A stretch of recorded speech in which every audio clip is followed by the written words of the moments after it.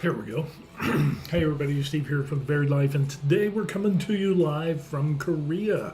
Yes, retiring in Korea, it's something that we did. Wife and I sold everything in the United States, lock, stock, and barrel, house, car, guns, ammos, preps, everything in the kitchen junk drawer, and we left the United States forever, I think. I'm pretty sure we're not going to go back. And we decided to retire overseas with a couple of suitcases, and we restarted our life. Yeah, it's been really interesting, and we're still here. We're not regretting it. There are bumps on the road, and with that, when you're retired, you get to spend a lot of time on social media. Unfortunately, it's kind of the thing that happens today.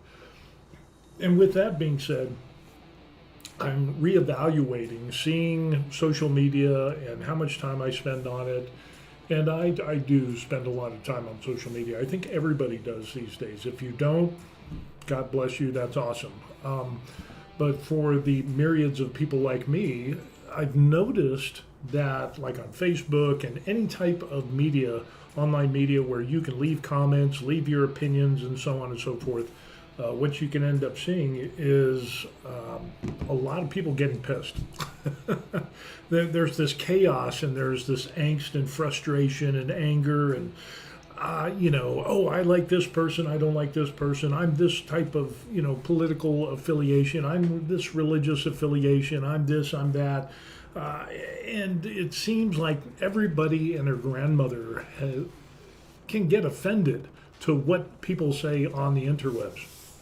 And this brings about the interesting case of keyboard warriors. So you will have people that in real life, if this same type of situation came up, they would not be talking smack. And I've actually had a couple of instances where I've actually run into people who I've had disagreements with, yet I, remain mature and civil. And when I ran into these people in real life, in person at a local Walmart, when we were stateside, yeah, it was very, very interesting. Because, we don't have to agree on everything. And what I've seen is a lot of people that are retired, that they get onto social media and they get into these pissing matches, whether it's hobbies, it's cars, it's motorcycles, it's law enforcement, it's First Amendment auditors, which that's a thing that gets up my nose, people taking cameras and filming and all this stuff, going to, oh, we're standing up for our rights to film, the right to photography. And it's like, none of these people did this before social media or YouTube. Okay, nobody was doing this. And it only happened when people found out that they could get views and clicks by doing First Amendment audits and getting paid by YouTube, that people jumped on and said, oh, I'm standing up for, the right to free speech and the right to record and photography and, freedom of press and blah, blah, blah. Yeah, that's, you wouldn't be in it unless you're being paid. But that's a whole nother story. And even though I disagree with some of that, I do agree with being able to exercise your rights of freedom of speech and, Second Amendment and redress and, vote, all the rights that we have, life, liberty, and the pursuit of happiness. I'm totally for those things. With that being said, I do think there's a myriad of people out there that are doing things that are extremely stupid. I mean, stupid beyond belief. People that are trolling law enforcement, people that are doing things that you would never see people do 10 years prior to this.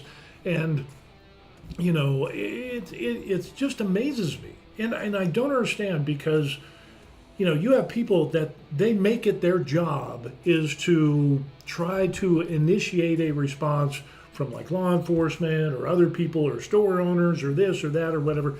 And it's like, back in the day, I was working. I had a full-time job and I didn't have time to do that crap because I was too busy working. But now, excuse me, now apparently that YouTube and other places pay money, once you get accredited or, partnerized or, whatever, being a YouTube partner, you can get paid for these things. And of course, the more clicks and views and the more money you make, now people are making this their entire life existence is based upon trying to get reactions from people, and which we would never do 10 years ago.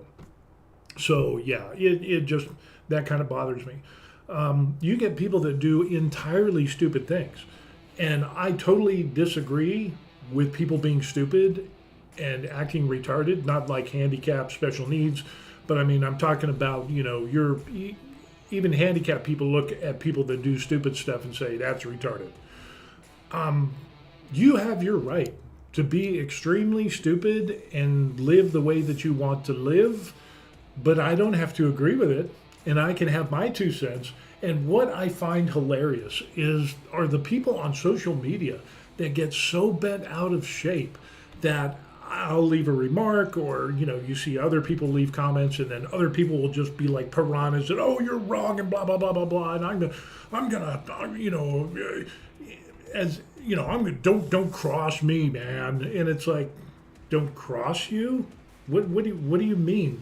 I'm giving you my opinion of what I think, just like you give your opinion of what you think, and yet I'm remaining mature and civil, and you're threatening other people and that, saying that you're going to fix the problem for good if you come in my neck of the woods, or I'm going to find you. I'm going to find you? What does that mean? You're going to stalk somebody and commit violence against them? I mean, seriously, really. I would say 99.999% of the disagreements that we see on social media are between people that will never meet in person, ever. And yet you will have people frothing at the mouth because John from Maryland left a comment and he didn't agree with me, and he insulted me and my wife and my family and my honor, and I'm gonna, veins popping out. They're making response videos and the whole 9 yards. And it's like, dude, it's social media. Who cares? You're not supposed to care that much. If you don't like somebody, block them and ban them. And the fact that social media and what somebody can say on social media, because there's a lot of people that are stupid on social media. Some people think I'm stupid and I'm on social media, and that's absolutely fine. You have your opinion. I tend to disagree. But with that being said, why are you letting social media ruin your physical life? That's what I don't get. Now, I used to get caught up in way early, in the early days of MySpace. We didn't have this much bickering when that came out. But, now I would get involved in things and get kind of heated up. And then I realized this was stealing my calm. I was giving my peace away because of somebody I didn't even meet in person, that I will probably never meet in person. Even if I had a couple of lifetimes, I would never run into these individuals. So why am I letting them disrupt my calm? Why are you letting them steal my joy?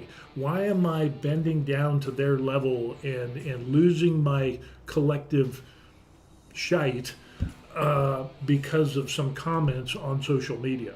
You can call me whatever you want. I don't really care. You can call my wife whatever you want. I don't really care. It's call my mother whatever you want. Oh, I had a guy who, I left a comment about a movie that I said, in my opinion, it's not one of the better movies.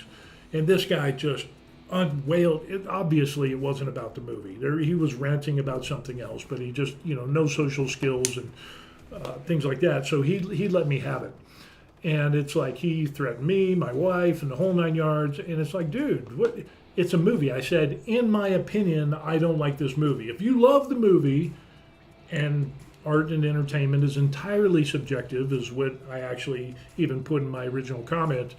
I just said, for me and my family, we didn't enjoy the movie. We won't see it again. It was a waste of time, blah, blah, blah. The usual thing when you see a movie that you think is bad.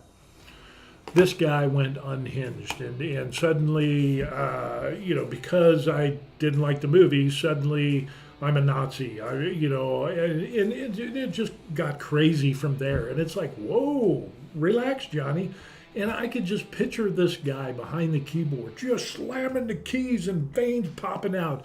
And you can tell when someone is rage typing because they've got so many misspellings. They won't do the autocorrect. They don't think about what they wrote, and they just click send and all this stuff.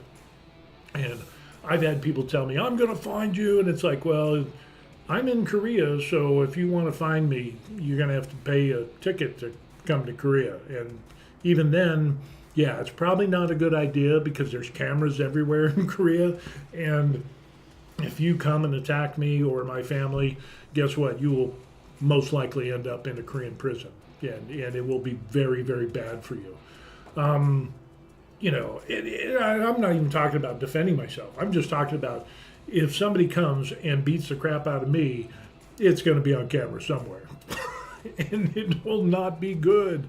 There's nothing like going to a foreign country and disobeying their laws and getting in trouble and beating people up who are on long-term visas. It's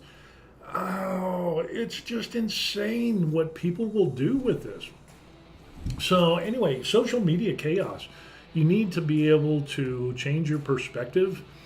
And now when I see people get mad at me for stating my opinion, which is kind of like what social media is about, here's the topic, and we have a plethora of opinions of people and what they think and what they like, don't like, whatever. And it's fine to disagree. It doesn't mean you have to not be civil and not be mature, even though a number of people do that. You got to be able to learn to let that stuff go. And unfortunately, there's a lot of people that can't let that go. There was one interesting situation that this guy was talking about where somebody was talking about something and they wouldn't come to him on social media, but they were going to his wife or whatever. And it's just like, seriously, do you know these people? No, I don't know these people, And it's like, you will never meet these people in your life. Just scroll by. Facebook has a block and ban feature, so you'll never see them again. Not that you would ever see them in real life anyway, but I mean that you will never see them on social media, Facebook again. Why don't you do that? Oh, I handle my problems like a man. Wow, you're taking time out of your day to get so fired up and worked up over this that's bad stress. There's good stress and then there's bad stress. And I've seen people just go off. And it is definitely bad stress. And there is a component to social media that if you don't reel in and keep a check on what you're doing and how you internalize these things, and if you let those things internalize you, get into you, it can be a bad thing. And bad things over long periods of time don't end up being beneficial to you, the people around you, because suddenly you become a keyboard warrior and what you think, and you actually change your behavior. You think that if anybody disagrees, you resort to name calling, ad hominem attacks, and this and that, and then it's threats of violence and so on and so forth. The more you reinforce that type of behavior and that type of thinking, the more you're going to change in real life. So there is a nasty component to this, that if you don't keep yourself in check and how you respond, and you're letting this stress from social media, this chaos affect you to the point where you are saying online that you will commit violence against people, that will seep into reality. And that will become a belief and a norm. And unfortunately, I think that's what we're seeing today, is that so many people are resorting to violence because they've resorted to talking about violence on social media. And they think it is totally acceptable. Well, if I was there, I would beat your ass and blah, blah, blah, whatever. And next thing you know, Joe Johnny Boxer Ox is in a road rage incident, and he beat up his wife and domestic abuse, or beat up some guy at the supermarket or whatever. Whereas before, 10 years ago, before they got onto social media, this wasn't a problem for them. They made it a problem. They allowed it to be a problem.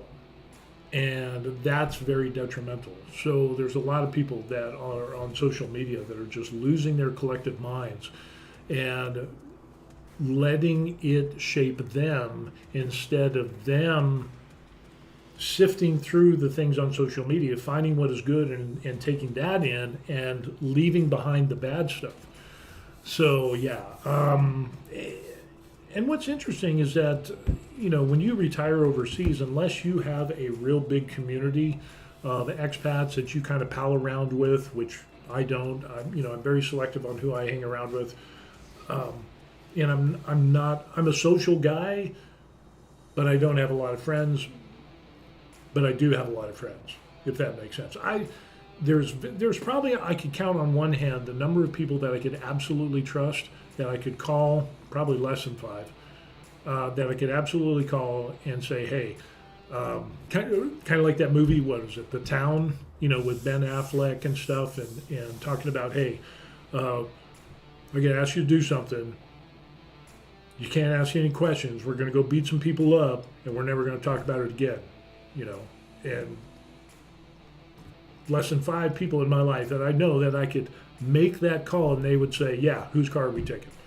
But other than that, I know a lot of people. I get along with people. I can speak well. I can carry conversations.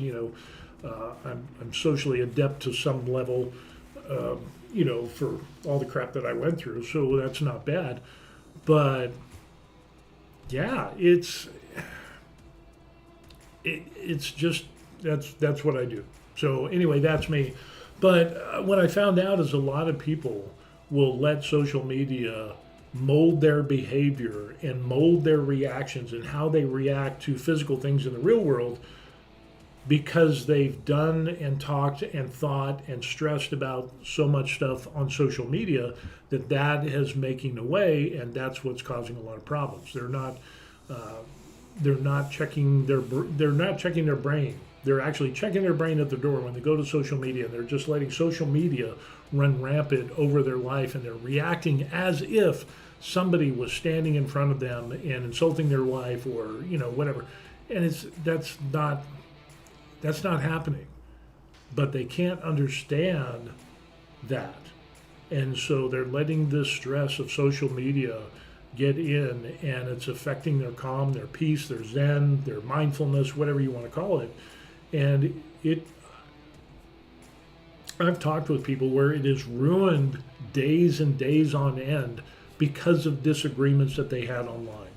And whether it's been religion or politics or even sports, there's a huge thing like that. And I think we've lost some things in the United States, is that we've lost how to communicate. We've lost how to agree to disagree. We've lost the ability to see if somebody has an opposing view, I can still respect them as a human being. We've lost a lot of that, unfortunately. And I think a big component of that is social media. Not blaming social media, but I'm blaming the people that are not regulating and understanding what goes on with social media. So yeah, it's just kind of interesting on what we end up seeing here. So yeah, this whole thing of social media, just be careful. When people get into arguments with me or whatever, and I'll give my opinion, my 2 cents, which doesn't mean anything because everybody has their own 2 cents. We're all special like everybody else. But when people get severely mad at me and they start name calling and stuff like this, I used to get offended, and now it's to the point where I just laugh. And because I realize, wow, this is what you have lowered yourself to. Now, whether I'm right or wrong in my opinion doesn't really matter. I could be 100% wrong in my opinion.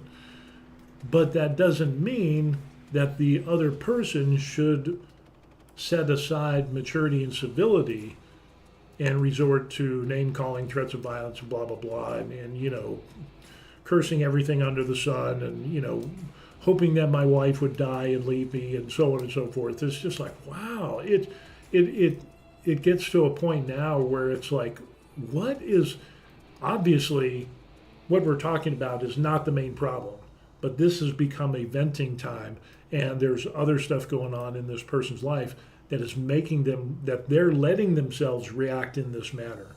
So yeah, it just ends up, it's very interesting on social media. Some other stuff here in Korea. since we're going to talk about some random stuff, um, the doctor strike is still going on, unfortunately. And being that it's the Korean Thanksgiving, Chuseok, one of the biggest holidays here in Korea, like everybody goes to their hometown and they have dinner, and it's like 4 or 5 days off, depending on when it falls on the calendar. Um, yeah, stores are closed, the whole 9 yards. And the doctor strike, to avert people from going to emergency rooms because they don't have enough medical doctors to staff the emergency rooms, they've actually implemented a higher payment for going to the emergency room. And it's insane. It's just like, there used to be a small copay, but because of this holiday season, like there was a thing on the news that we were watching that there was a guy who got in a car accident. He almost cut his finger off, so he went to a hospital. They didn't have enough people, enough staff, enough emergency room doctors. They turned him away. He went to like 5 different hospitals, and then he had to drive 94 kilometers, which is, I don't know how many miles that is, but whatever it is. He had to drive 94 kilometers to another hospital as he was still injured, because all the other hospitals refused to see him because they didn't have enough doctors in their emergency room. And then he still had to pay a higher amount to go to the emergency room, which is insane. And this doctor strike is going, I think we're on 8 months now, where these resident doctors, and I don't know how they're surviving. They're not being paid. They quit work and went on strike because the Korean Doctors Union says we don't need any more doctors, when Korea, the government, said we want 2,000 more additional doctors. And here's the kicker. Korea hasn't increased the number of doctors in Korea for 27 years.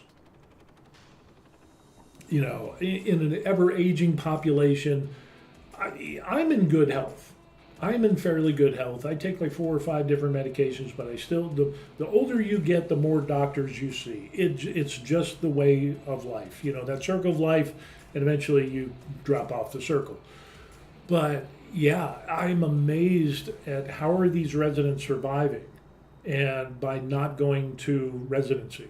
And they're going to have to make up residency. And now the Korean government is saying, oh, well, if you come back in September, which is now, everything's water under the bridge, we won't worry about it. And the government dropped its quota of increasing to 2,000 doctors, and they approved only 1,500, which the Korean Medical Association said, no, we can't have more doctors, even though we're overworked, even though we're working 80 to 100 hours a week, even though we're doing 36-hour shifts, even though we're seeing 100 to 150 patients a day. We're severely overworked.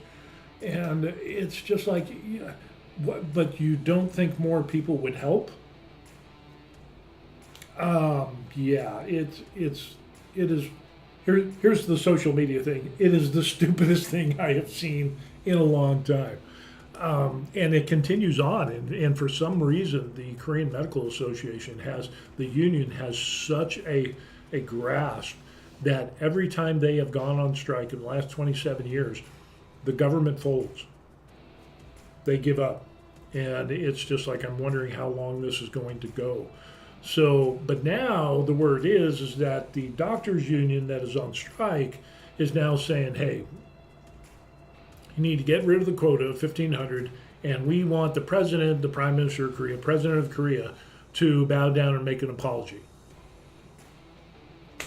It's something that you read, and it's like, how is this even happening in the 21st century? It's 2024. How is this possible? And yet there are Koreans that are having heart attacks, and other people, they can't get appointments. People are dying because they can't get surgeries or chemotherapy or so on and so forth. It is insane. Matter of fact, we're going to go to a different hospital than the one that we go to locally. But unfortunately, it's a resident training hospital. And it's a better hospital than the one that we're going to. But because of the doctor strike, they're not taking any new appointments. Samsung Medical Center, there was a situation where my wife might have had to have gotten surgery. And kind of with the eyes and things like that. I got my eye surgery, detached retinas and retinal tears, and replaced the cornea or whatever, the lens, all that stuff. Now, because of the doctor shortage, all those appointments for eyesight for that eye surgery is pushed back 6 to 8 months. So what do you do when people are having detached retinas, and if it doesn't get fixed, they lose their sight? Oh, sorry, you got to wait 6 to 8 months to get an appointment. Or you got to try to find some other doctor, or go to some other hospital, which isn't as good as the hospital. You see what I'm saying? It's just insane on what's going on here. So, yeah, that's another random thing that's going on, and everybody is so tired of this. And, the medical school students have quit going to medical school because of this, and it's just insane. But, yeah, that rippled through, and that's why this Chuseok, this Korean Thanksgiving holiday, a lot of emergency rooms are having problems. And there was emergency rooms that I read articles that were talking about how they were going to close a couple days a week. An emergency room closed 2 days out of the week because they don't have enough people to cover the shifts. And again, we talked about the overburden and how they're working way too much. They're incredible amount of hours, and they don't get time off, minimal time off. And if you haven't gotten a pay raise in a while, then yeah, I absolutely believe that you should get a pay raise. But you got to remember that, 95% of the hospitals here in Korea are for-profit hospitals. So the doctors union is saying we're not making enough money, but they're not striking against the for-profit hospital that pays them. They're striking against the government that wants more doctors to help with the overburden. And they say that would ruin the medical profession. That would ruin the medical system and destroy it. There's so many times I've seen on the Korean news where the doctors union says that, if we get 2,000 more doctors, that's going to destroy the medical system we have. And it's like, how? That's like, and I did the math and the whole 9 yards. And so you're looking about, there's like one per department, maybe 20 extra doctors per hospital, which how many departments do you have in a hospital? So maybe one extra doctor. Yeah, I don't see how it's going to destroy the way that they do medicine, because they still go through medical school. They still do their board certifications. They still have all the same exact requirements as the current doctors have. They didn't lower the standards. No, they didn't do that. But there's just not enough prestige to go around. And that's actually a reason why the doctors union says we can't have more doctors, because there's only a limited amount of prestige. And if we have more doctors, then that would be less prestige for the current doctors that we have. That's an actual thing that they said. So it's kind of insane. So everybody's kind of waiting for this whole doctor strike to get over. With that being said, there are some people that have contacted me and asked me, hey, do you feel bad about this? Do you regret retiring in Korea? And the answer is no. No, not yet. No matter where you retire overseas, you're going to have to deal with different situations and different hurdles, different bumps in the road, and you're going to just have to come to terms with those. A lot of people that retire to the Philippines or Thailand or so on and so forth, in the big cities, normally you will have good hospitals, but if you get outside of the major hubs where these large metropolitan hospitals and nationally world-known hospitals are at, you will get substandard care, or care that's not on the same level as you're used to in the United States. Let's just put it that way. Even though the States is more expensive and it's less expensive in overseas places, the quality of care is kind of generally less unless you go to these big hospitals. So after talking with a number of people, it's like, that's definitely a thing. You're going to compromise. And especially I've been chatting with some people in the Philippines, and it's like, if you are not around Manila, if you're not around the big giant cities that have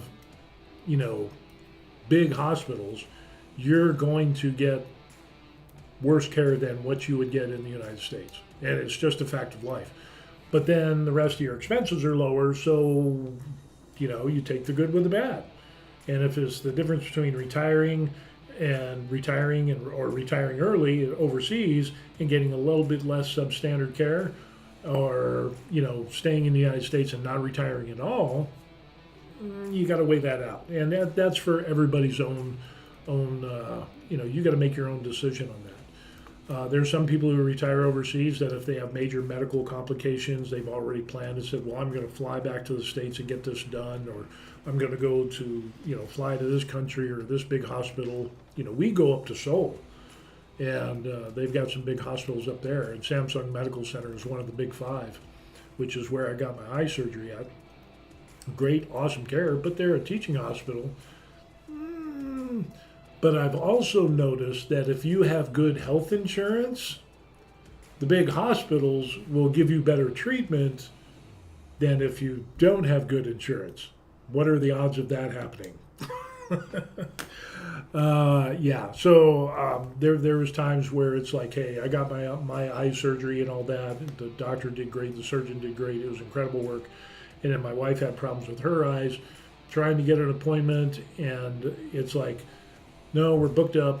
But my wife was able to get an appointment because, hey, the surgeon did my husband's eyes, and we have TRICARE, and and all of a sudden they were able to find an appointment get an initial consultation and to see what's going on.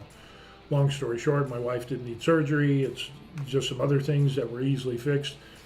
So yeah, it worked out for us in that situation. But I did notice that because we have our TRICARE Overseas Select better insurance, we get a little bit better treatment. So yeah, and it's interesting because even Koreans here, we got the wife's family and extended family members that are here, where they will straight up tell you, don't go to that Korean hospital, don't go to that clinic here, don't go, definitely don't go here. You want to go here, you want to go there. If you have just normal everyday flu stuff, urgent care clinic type stuff, then yeah, go to this one here. But if you have big stuff, go up to Seoul. It's a thing. And the other thing that we noticed in regards to medical care, it's so compartmentalized and it's so profit driven here in Korea that we don't have a continuity of care like we do in the United States. So we're coming up on 2 years, so we're out of our honeymoon stage of retiring overseas. And we've noticed that before I said, hey, we've got great medical care, haven't run into any bad doctors. Well, during the 2 years, we have run into some bad doctors. We have run into doctors where the doctor said, a question was posed and, that was posed to the doctor, well, what about this? And, can we reduce this or do this? And the doctor, you do whatever you want to do. And it's like the level of indifference was incredible. I just couldn't believe it because it's like, well, do whatever you want. So in other words, I can self-prescribe and you'll just write off on it, or I can just stop a prescription and it's whatever I want to do as a person who never went to medical school. What are the dangers of being off this medication or getting on or increasing or whatever? Whatever you want to do. There's definitely doctors in Korea that don't give a damn. They're punching the clock. They're making their money. There are substandard doctors in Korea. I've experienced a lot more in the United States, and especially with the Veterans Administration. Good Lord, those people that is the worst care that I've ever gotten. Is in VA clinics, because they are truly bottom of the barrel when it comes to medical care. The people that couldn't get hired by real hospitals or real clinics, they work for the VA because they have problems, and that's why they work at VA. The lowest bidder prevails. But other than that, there are bad doctors. There's bad doctors everywhere, and you will find them. The longer you stay in a place, you will find a bad doctor, a bad nurse, or whatever. But I still contend that the professionalism and the cleanliness and the lack of bad attitudes, it's less here in Korea than it is in the United States. So that's comforting. But yeah, depending on the hospitals you go, the clinics you go to, you would be amazed on some of the differences, in how doctors handle things. Like, for example, a doctor's like, the surgeon who did a surgery, not my surgeon, but my wife got some shoulder surgery done.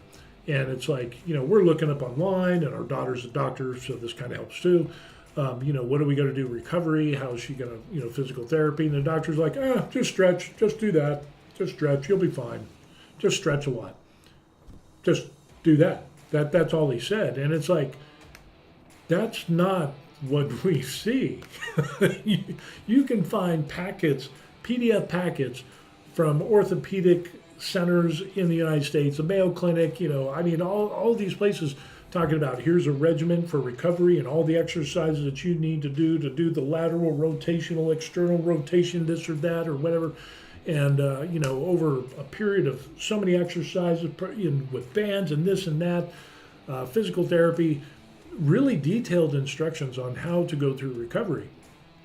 And so when the wife got her surgery went well, but the doctor's like, I did my piece, I'm done. Just stretch. And it's like, well, shouldn't there be like physical therapy? If you want to. So, yeah, it's you will run into that. So, matter of fact, we went to a small local clinic here by a doctor who has his own clinic. And so he sets his own hours. He gets to dictate how many patients he sees and so on and so forth. So he's not severely overburdened.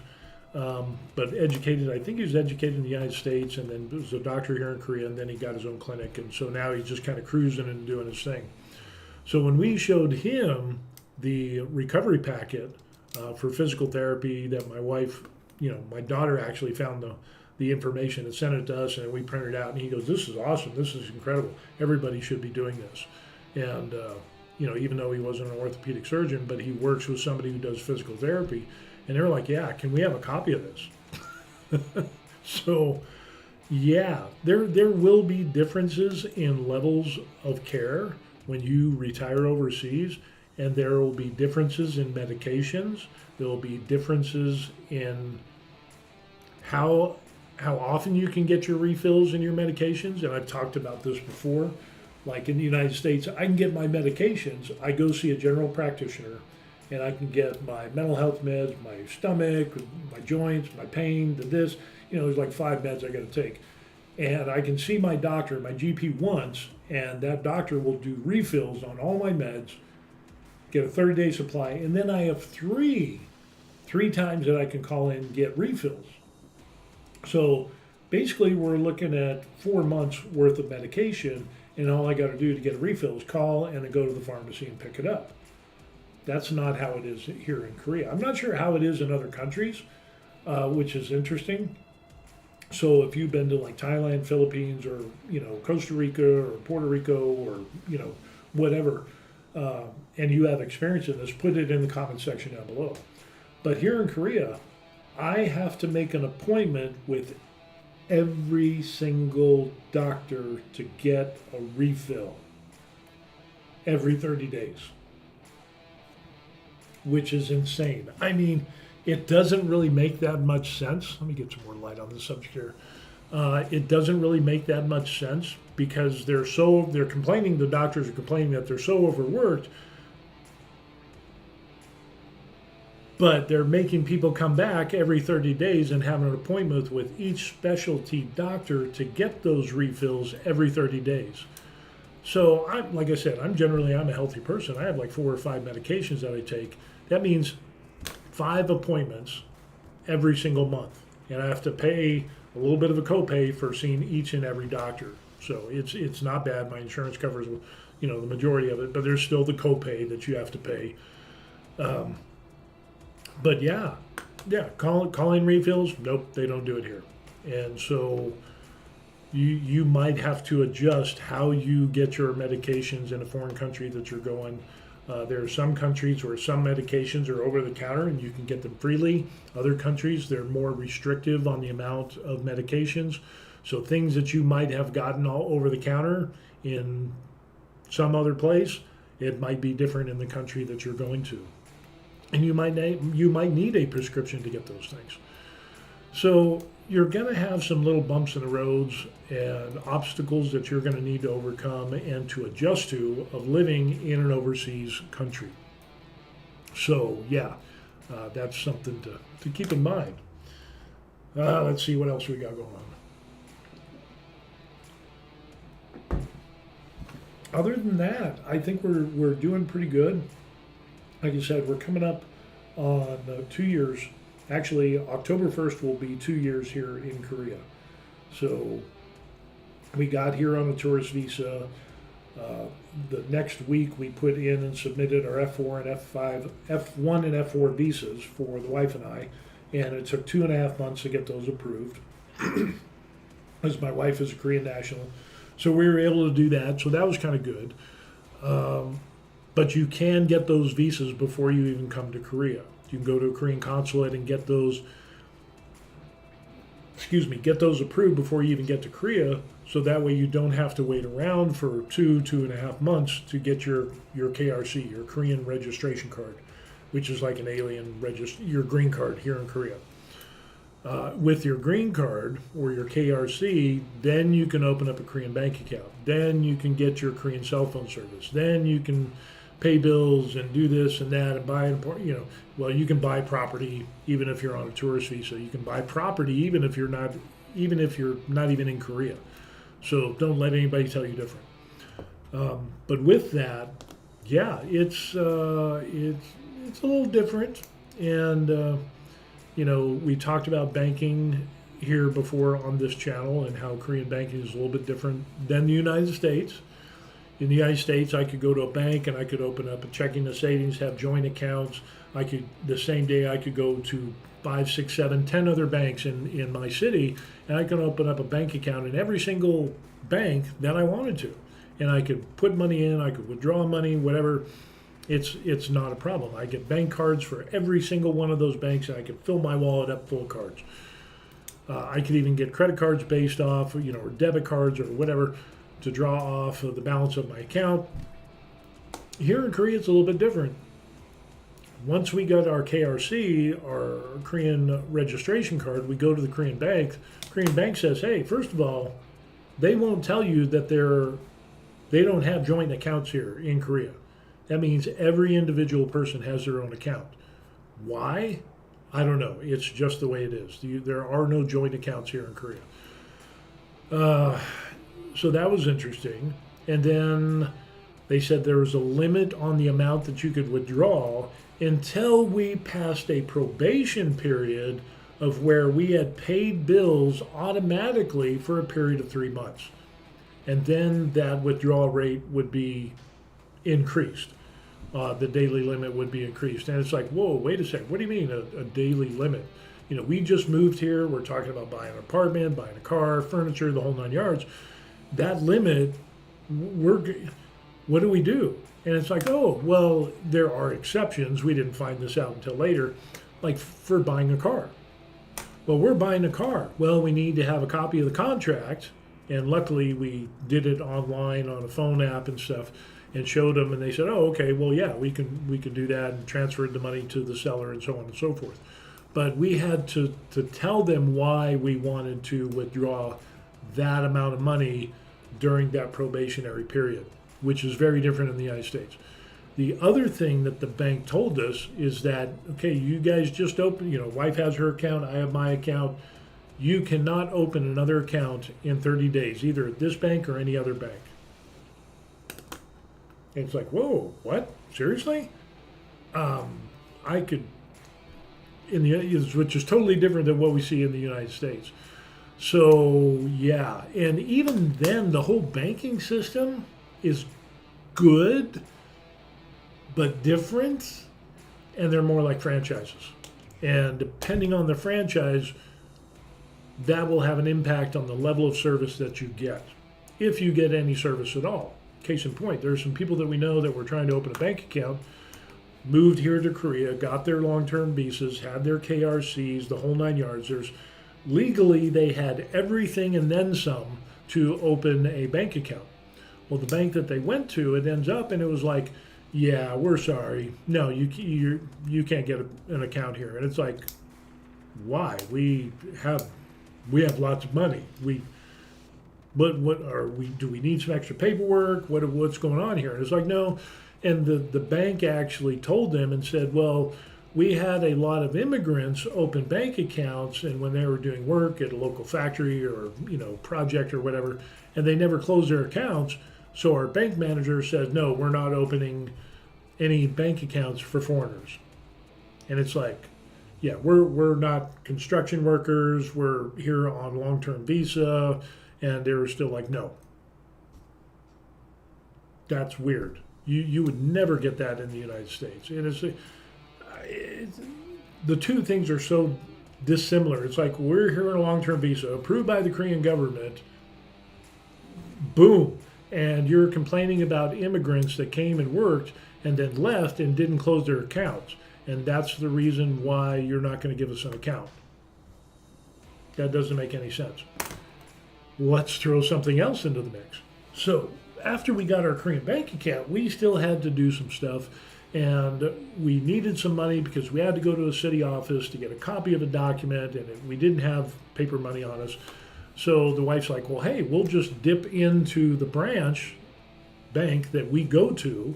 There's one right over here, and we're in like a different city. And she'll just pop in, she'll get the money, and then go and pay, and we'll be good to go. No, that's not how it works. That's not how it works. So she goes in there and says, hey, yeah, I'd like to withdraw money. Here's my bank card, blah, blah, blah. And they're like, yeah, we don't see anything on this. Nothing's coming up. And she's like, she's looking at the signs, and it's like, this is the bank that we go to. What do you mean? And this is what I mean by saying that banks are franchises. You can have a bank with the exact same name from the exact same company, but it's treated as an individual franchise. And unless you have an account at that specific branch, you cannot get money. So in other words, there's not like this, like in the United States, where you open an account with Bank of America, or Wells Fargo or whatever. Let's just say Wells Fargo, even though they're a terrible bank. Let's just use Chase Bank. Let's say you go to Chase Bank and you open an account, and then whatever branch of Chase that you go to in the United States or abroad, you would be able to give them your card. They bring up your account. You could withdraw money, deposit money, the whole 9 yards, get online bill pay. You could do all of that stuff and have access to your money. Not here in Korea, which is weird, because they don't talk to each other. Even though it's the exact same name bank, they're treated almost essentially as franchises, and they're not interconnected like our banking system is in the United States. So if you had Military Bank or if you had Bank of America in the United States, you had Wells Fargo, any place that there's that specific branch that you belong to, you could go and get money as long as the day is long, and you wouldn't have any problems. There's a number of times where we were traveling in the United States and we would stop and we would withdraw money because that was the bank that we had in another state. And yeah, I see you're from Colorado, blah, blah, blah. Yeah, no problem. Here's the money, blah, blah. Do you need anything else? Yeah, that's not how it works here in Korea. But the strange thing is there's a lot of ATMs everywhere, but all the ATMs are all hooked up to these individual franchise banks. So it's just a weird, different way of doing business, and you need to get used to that. So something that we take for granted in the United States, I'll just pop into this branch here, and withdraw some money. No, you can drop in there, but you're not going to get any money. And my wife was like, well, how can I get money? Well, you have to open an account at that individual branch. You have to deposit money, and then you would be able to withdraw money. And it's like, yeah, nobody's got time for that. That's not what we're going to do. So we ended up having to drive back to where our original bank was, where we opened our account, get the money, and then go back and do the thing that we needed to do. Yeah, it's kind of weird. What are some other things? There are some other things that I wrote down that are different here in Korea. Let me see if I can find these, because these get really interesting. Korea.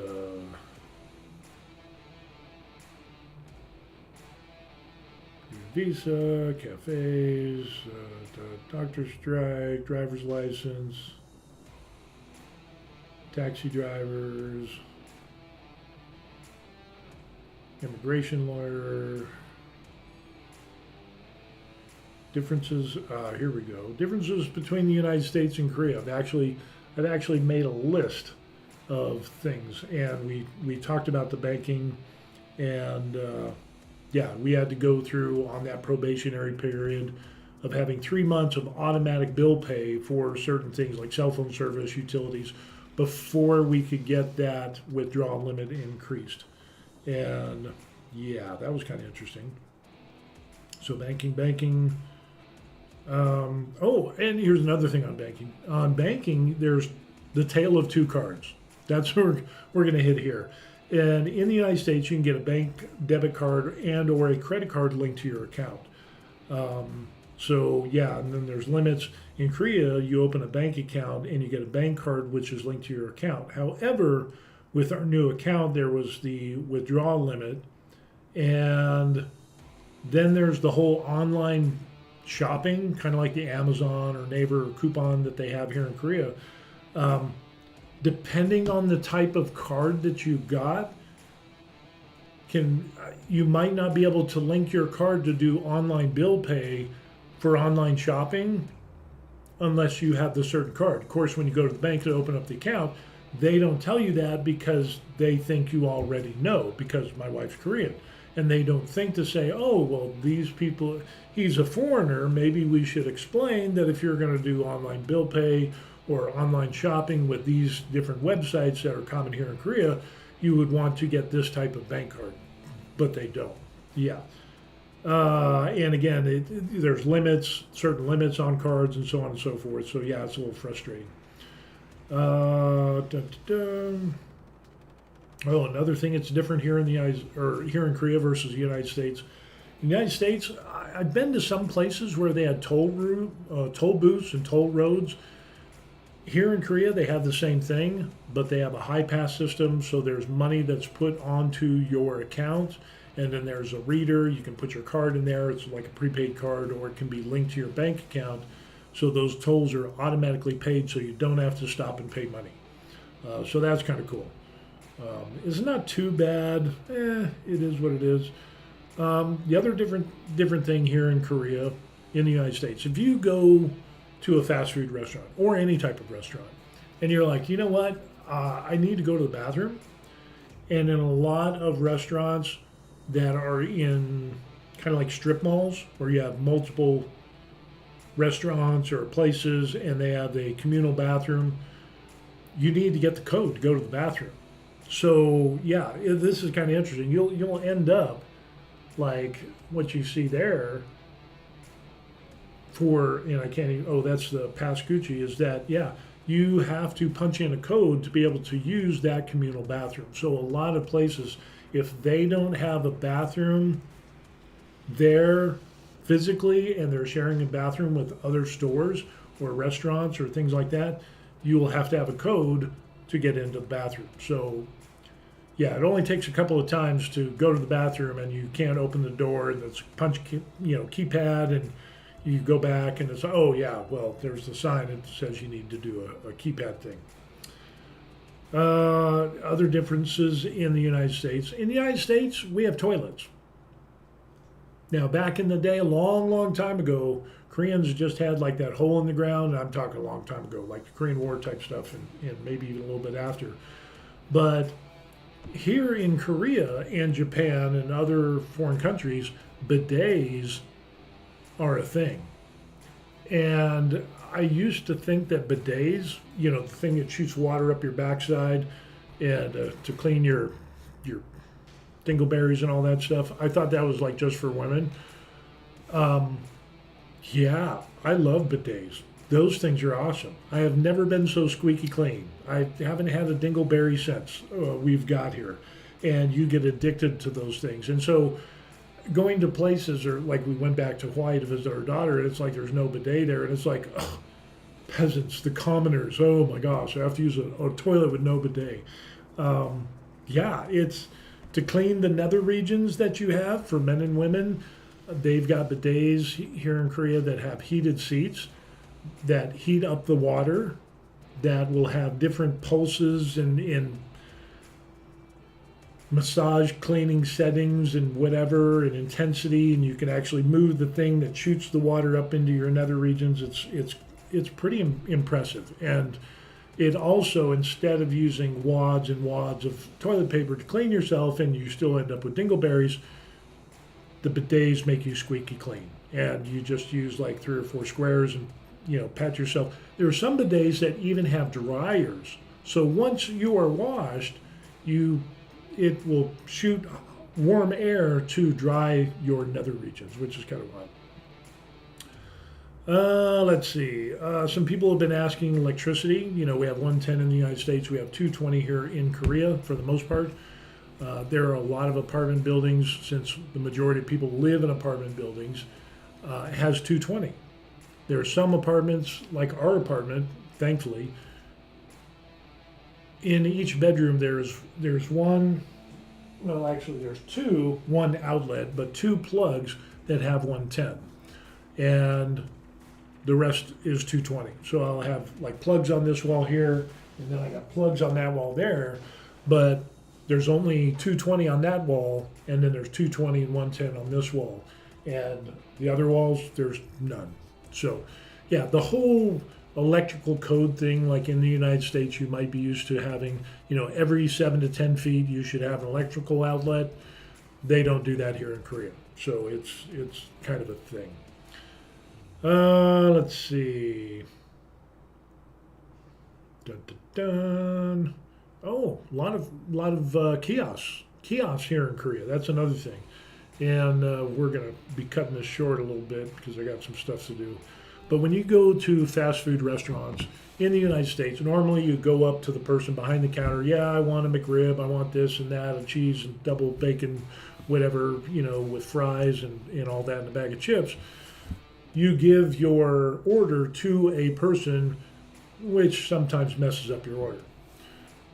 Here in Korea, a lot of the fast food restaurants have kiosks. Now, they will still process, and they will still have somebody that will take paper money, and will even do credit card or your bank card for paying for food items. But the majority of the point of sale is done at a kiosk. And even restaurants are getting to the point of where one of our favorite restaurants that we go to, an Italian place, you sit down and then there's a small screen and you can order on the menu. There's the whole menu's there, so you click on what you want and then you pay and you put your card in and it pays, all done by kiosk. And it's kind of an interesting thing. And they bring you your food and boom, you eat, you're good. The other interesting thing that they have here in Korea in most restaurants is they will have a button on the table. And you might be looking at the button, it's like, why is there a button on the table? If you want the waiter or waitress, you press the button, ding, then the waitress or waiter will come and see what you want. But they won't stop by, hey, how you doing? Do you need anything? No, they don't do that. You have to press the button to get the waiter or waitress to come to your table, which is awesome. I personally don't like people interrupting me when I eat, because usually the waiter or the waitress comes, as soon as you put your mouth full of food and you're chewing, the waiter or waitress comes up, oh, hey, how do you like the food? And you're like, you don't have that here in Korea. In Korea, it's ding. They come, and if you don't press the button, they don't show up. So, which is incredible. I love that. Let's see what else. Movie theaters here in Korea, which is pretty good. You can buy tickets online. They have recliners. I know in the United States, over the last few years, it's been more and more of a thing.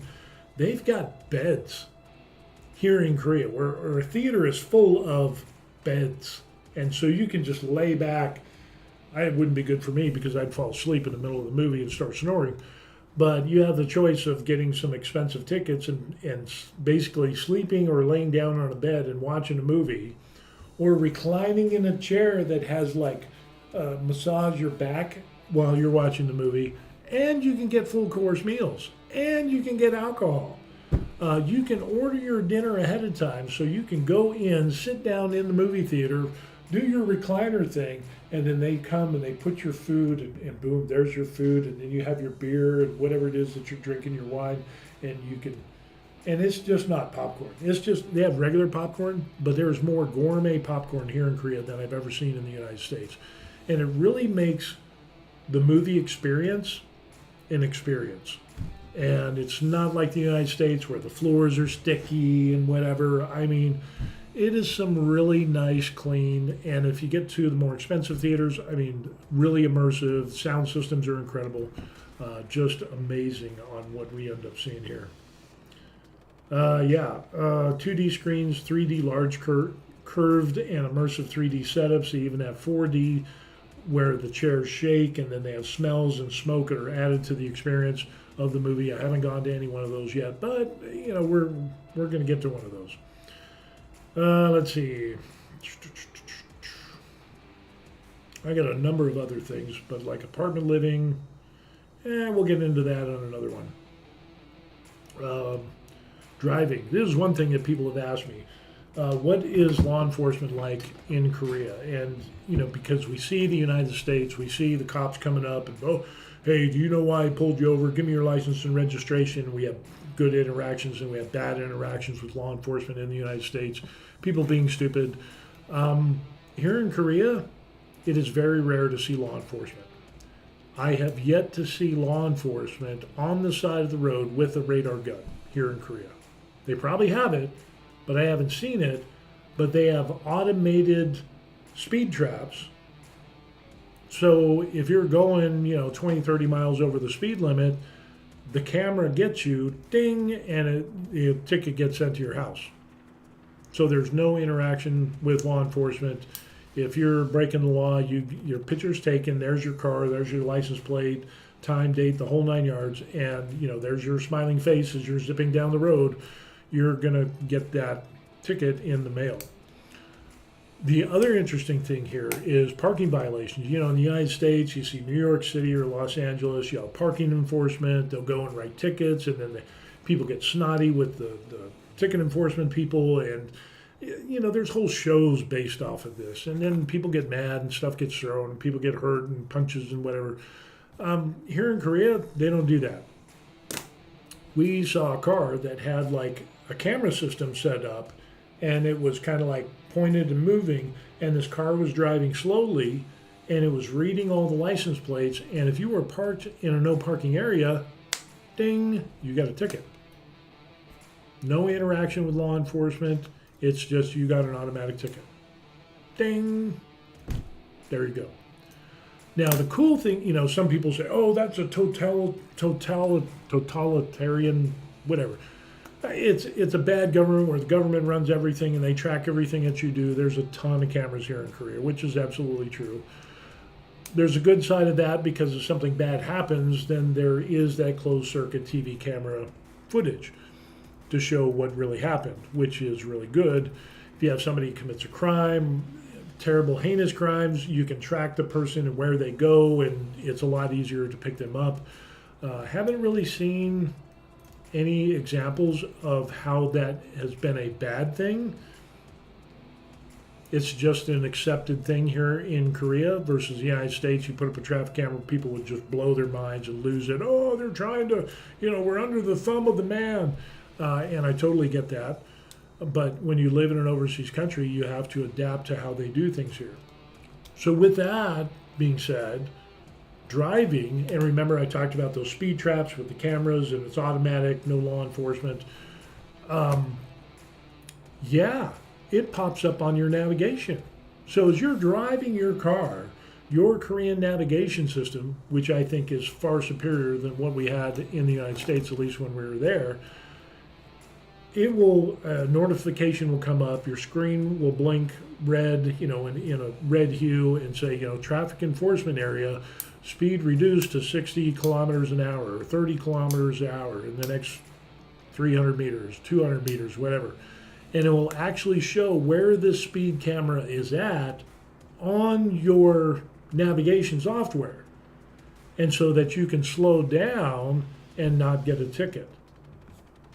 So it's not like they're trying to trick you like they do in the United States, but here in Korea they actually have it on the navigation systems themselves, so it'll show you not only where the speed traffic cameras are, but they'll also tell you where the speed bumps are. Speed bump upcoming in 1 minute, and sure enough, boom, there's a speed bump. So it warns you of upcoming speed bumps. Who would have thought? So yeah, it's very different, but it's good and it's different. But once you can embrace that as being it is what it is, and you can operate within the boundaries of that, it's easy peasy. It's not a problem at all. And actually, Koreans were noted as not being good drivers because what happened during the Korean War. Of course, you had the Korean War, that was bad. But then Koreans had to rebuild their whole country. And then people didn't start driving until much later in life. Whereas in the United States, when I grew up, when you were 14, 15 years old, you got your driver's permit. 16 years old, you got your driver's permit. And even before that, you were driving, learning how to drive on the farm or, family member or whatever. So we have grown up driving, whether it was go-karts or bicycles or whatever it is. And so that easily translates over, so we understand traffic laws a little bit better. But back in Korea in those days, you had people that cars weren't a big thing, and more people started buying cars, but the people that were buying the cars and getting their licenses were people in their 30s. So trying to teach an old dog new tricks, there's a lot of people that's why it was driving in Korea was so terrible back then. I got to Korea, my very first time was in 1988, prior to the Olympics. And driving in Korea was insane. It wasn't as bad as like Bangkok or Thailand or some of those other places, but it was bad because you would have 2 lanes of traffic going this way and 2 lanes in the opposite, and they would turn it into 4 or 5 lanes. Especially when you get into densely populated areas, it's like lines on the road didn't mean anything. It was horrendous, and it was just like, it was survival of the fittest back then. But now, over the decades, Koreans have gotten a lot better at driving because the people that got their licenses when they were 30 had kids, and their kids got their licenses early than what they did, and so on and so forth. And, it just ends. And then now we have video games and driving games and whatever. And so driving is has become more common for younger generations than it was in the past. So driving has gotten a lot better here in Korea. There's still problem areas. There's still some stupid people. There's stupid people everywhere. And there's still some road rage accidents and incidents that happens here in Korea, but not on the scale as we see in the United States. Even though Korea only has 50, 52, 53 million people versus the 320 million people that live in the United States, minus the immigrants that are there, add on 20, 30 million more. Yeah, there's definitely more road rage incidents, I think, in the United States and other countries than there is in Korea, and that's nice, I'm still waiting for somebody to get mad at me to stop me, which I haven't seen. But if it ever does, I think it's going to be funny because I'm 6'2", I'm 255 pounds. I've got a little bit of muscle on me, and I would love it for somebody to just kind of go off on me, get out of their car and walk up as I get up, and they're like 5'2" and I'm 6'2", and I think that would be kind of funny. I think that'd be kind of hilarious. I'm sorry, I didn't. I'm a foreigner. I don't know. I'm sorry. It'd be interesting to see as I step out of the vehicle what the reaction would be. But yeah, there's crime here in Korea is way less than in the United States because the society here is more based off of respect for fellow people than what we see in the United States. It's more of a collective thing. The nationalism and pride, and we have nationalism and pride in the United States, and rightfully so. But here in Korea, it's more ingrained that you respect people. And I think that starts from an early age. Even to the children, the TV shows for children here in Korea, as they're really, really young, they teach you how to respect, how to say please and thank you, how to share, how to be. And these are popular shows. We're not talking like, the shows that no one watches. These are popular children TV shows that concentrate on being nice, on sharing, on doing things, doing good things for other people, and so on and so forth. So it's a more healthy behavior development here in Korea for young children than we see in the United States, which, you got to admit it, now our schools in the United States are teaching kids how to, alternative sex and using dildos and whatever, and it's just like, but we can't do our multiplication tables. We don't know anything about history, and we can't say please and thank you, but we know how to use a vibrator. Go figure. But yeah, generally I would say Koreans are more respectful and polite than Americans as a whole. Now, I'm not saying that Americans are bad, because there's a lot of places in the United States. The United States is huge, and there's some great people. We lived in some great places where people were extremely nice, nicest people I've ever met. But as a whole, over all my experiences and all my time in the United States, I definitely say that Korea is a lot better in that aspect of raising children. But then there's less individuality here in Korea than in the United States. There's more individuality in the United States and individual rights and standing up for yourself and so on and so forth. Whereas in Korea, it's more group or family oriented. So I think it's good to see both of those and to experience both of those things, but it can go bad either way if you go to this extreme on each end. So yeah, that's a thing that we've kind of noticed as well. Racism. Is there racism in Korea?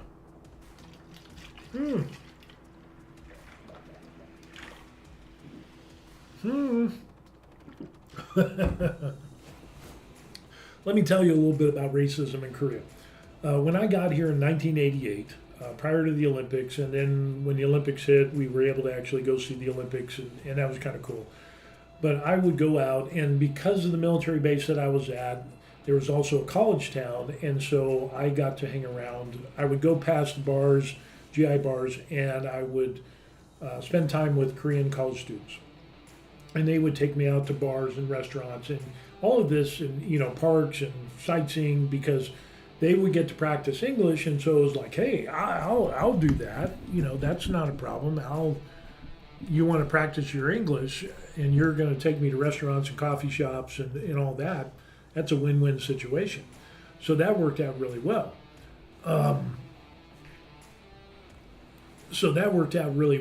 In that type of situation. But I remember going out with some people that I knew, and we went to a Korean nightclub, and they were like, oh, and then they saw me, and they're, oh, no foreigners allowed. And it's like, what? And the Koreans I was with were just like, it's for Koreans only, so we got to go somewhere else. And for me, it was just like, that's very different, because in the United States, it'd be like, oh, you racist, you're racist now, aren't you? Don't like foreigners, and if it wasn't for us, you'd be speaking North Korean or whatever. I could have gone that route. But it's like, in my mind at that time, even though I was young and impressionable and didn't have all the wisdom that I do now, I still understood it was like the market is going to balance everything out. So if you don't want foreigners, then yeah, you're not going to get my business, and that's going to be on you. So I didn't really care. Is that still going on today? There are some places right outside of the military base where they have signs that say, we don't want Korean nationals. Korean nationals are not allowed in the store. So we got kind of this reverse racism. I don't know, it's kind of weird. And there are some clubs and things like that where they don't want foreigners. especially nightclubs and things like that. That's still a thing. It still happens, but it's not like it's a racist thing. It's just it is what it is. With that being said, is there ageism in Korea? In case you don't know what ageism is, depending, you can be discriminated upon because of your age, whether you're old or young. And on the surface, I would say yes. But when you get down to it, it turns out to be no. So, for example, we go to coffee shops and things like that. So we go to this coffee shop, and it ends up that no kids allowed. It's a kid-free coffee shop. And it's like, whoa, that's weird. But it's for adults only, no kids. It's for adults that want to be with other adults without the screaming kids, which Korean kids are way better behaved than American children, in my opinion. But it's a kid-free zone, so adults can do adult things with other adults, and you don't have to worry about children. You can let your hair down, be yourself. There's a lot of coffee shops that we've been to where there will be multiple floors. So the first floor is open to everybody. Second or third floor, maybe the top floor, it's a kid-free zone, so you can't have babies, kids, or anything like that. It is what it is. So is there ageism? There are some places in Korea, and there was some articles on this where they said if you're too old, you can't go into this establishment. And that really kind of ruffled some feathers with some people here in Korea, because it's like, well, now we're not gonna let our seniors go into restaurants or whatever. But it's like, seniors that fall and break a hip, now the restaurant is, or whatever, is liable for that. So that's the reason why they put the sign is, hey, if you're above this age, and yeah, sorry, go somewhere else. But it doesn't seem to be that big of a hot ticket item, because people are kind of the same mindset of, well, if I can't go here, I'm going to take my business elsewhere. And that's what it ends up being. So, yeah, it's weird, because you will see these things, but we don't see a lot of people getting bent over about it. And it just is what it is. And I figure in a free market economy, if you say that you only want black-haired people to go to this establishment, and all other people, with different colored hair, you can't go in there, fine. Let them do what they want. If it's going to hurt the bottom line where they can't maintain their business, they'll close. So, the same thing. The market will sort itself out. But here in Korea, there's definitely things, and it's not that the coffee shops will say, no, we're prejudiced against kids or anything like that. It's just they have places for adults, and adults go, and if you want a kid-themed coffee shop or restaurant, there are those places. There are coffee shops where they have the playland and the whole 9 yards. Kids are welcome 24/7 all day long. But in other places, there are places that are just for adults. And they're usually a lot nicer places. And the whole thing with coffee shops is that you go and you'll have your coffee and you'll have your pastry and your cakes, and you have discussion for a few hours. That's kind of the thing of the coffee shop. You go for the ambiance, for the decor and the lack of loud noises and screaming children, which I don't really see a lot of. But as far as that, yeah, it is what it is. So, just kind of interesting on what we end up seeing with being retired here in Korea and the way that they do things. Public transportation, people ask me about that.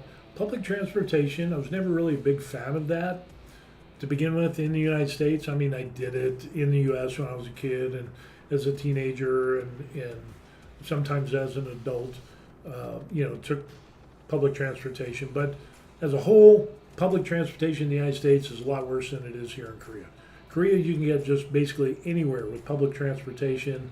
It's pretty affordable, and even though some of the buses, some of their shocks are not in the greatest shape, and some of the bus drivers, well, I'll say a lot of them, are just like punch and go, stop and go, and it's either full speed or full stop.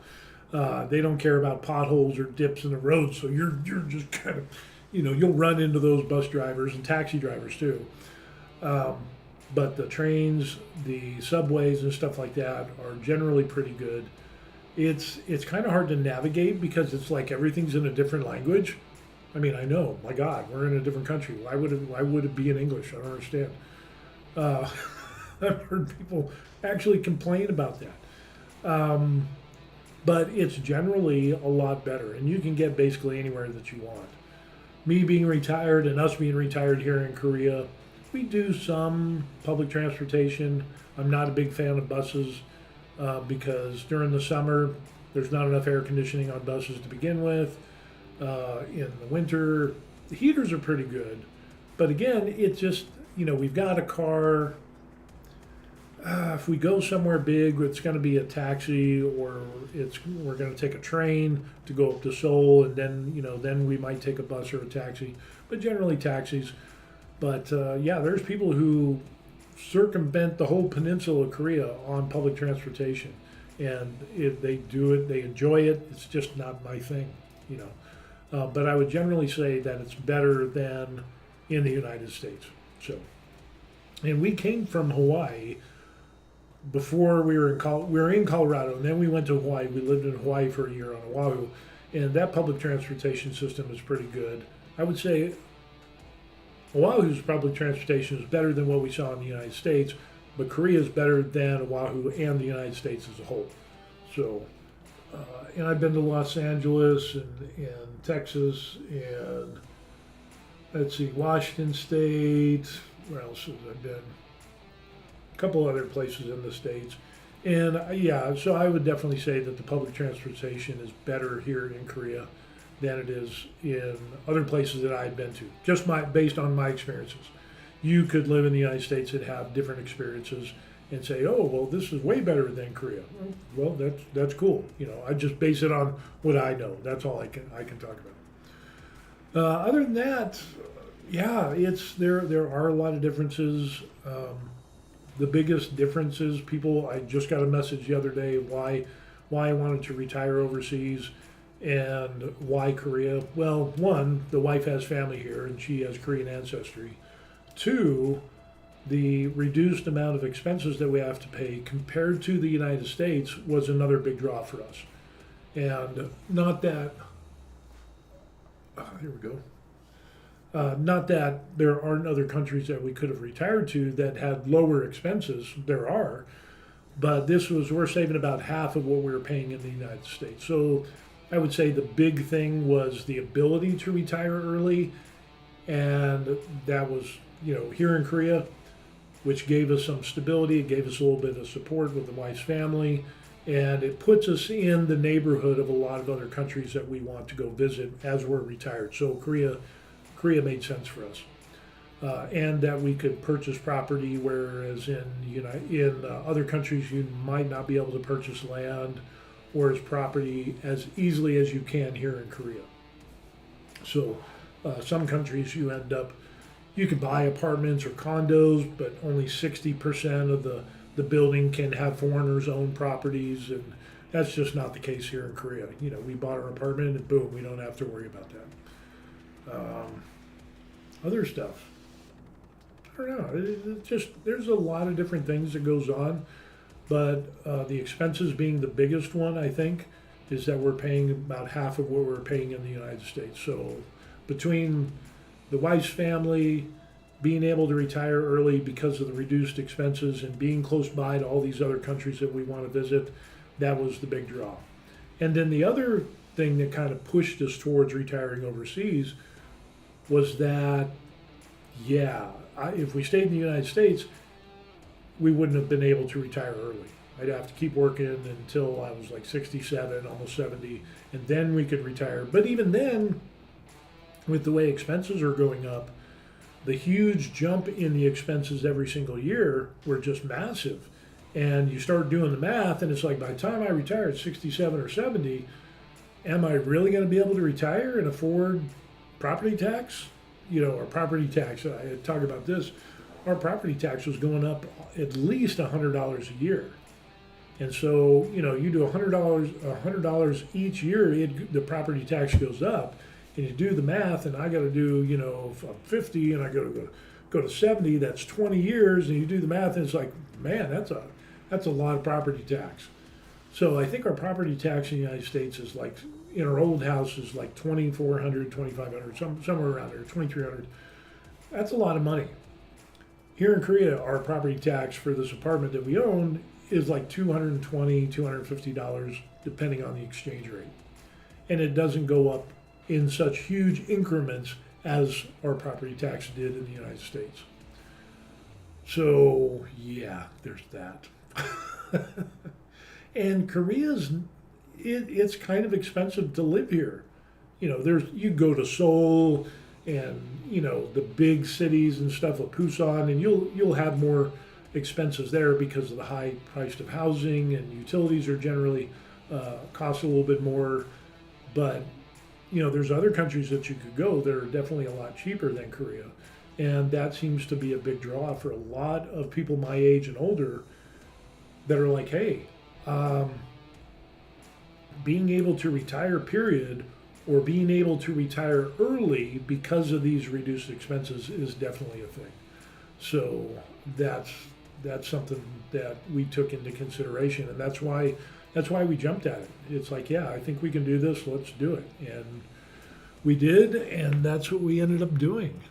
So, yeah, retiring in Korea, some good stuff. Let me see if what else we got going on. This little thing here, in case you're wondering, the little coffee mug right up here is that you can buy me a coffee, and whether you like my hobby and resin and painting stuff that I'm doing, or whether talking about being retired in Korea, I help people out with that. That's why we have the email address, and you can buy me a coffee. There's a link in the description box. So if you appreciate the information, send me questions. I'll share our experiences and we've helped a number of people. And then over here, we got the awesome people who have bought me coffee.